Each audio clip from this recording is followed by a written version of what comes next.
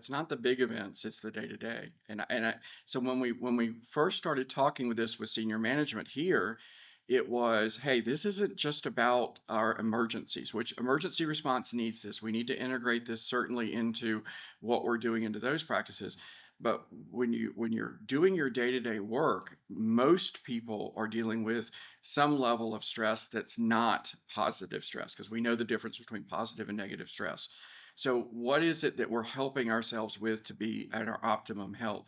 How are we helping to navigate those stresses so that we're not bumped out? Or if we are, how do we get back in that zone so that we can charge and release and get through in a positive way?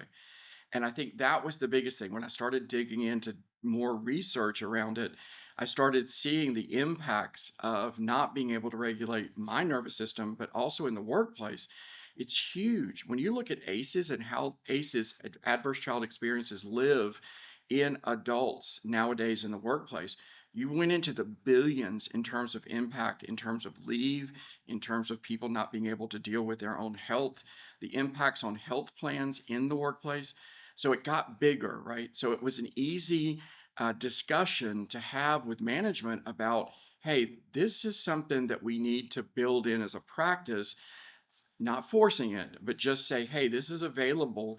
And if you could build in these skills, this could really help you to navigate. And this isn't excusing systems that are not good. Because we all know that, hey, I can manage my nervous system all day long, but if I've got corrupt systems, that's really still going to be a problem, right? But it does help us to navigate while we're dealing with systems that are not good, right? And that's power in of itself.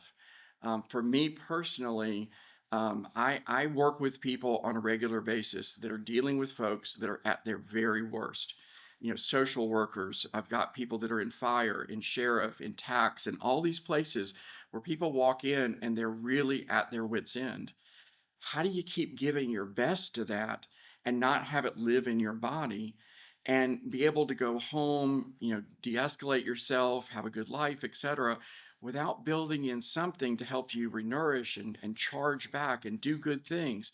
This is what it was. This is why it became so important. This is why it's so good to have this for me and for the people that I'm working with, so that we can be able to continue that service and still take care of ourselves. So the phrase that's become common is, take care of yourself as you're taking care of others so that you can continue to take that care. And that's become power. And all of the skills, whether it's resourcing, grounding, whatever it is, help now in particular, become part of that regular routine to make that happen.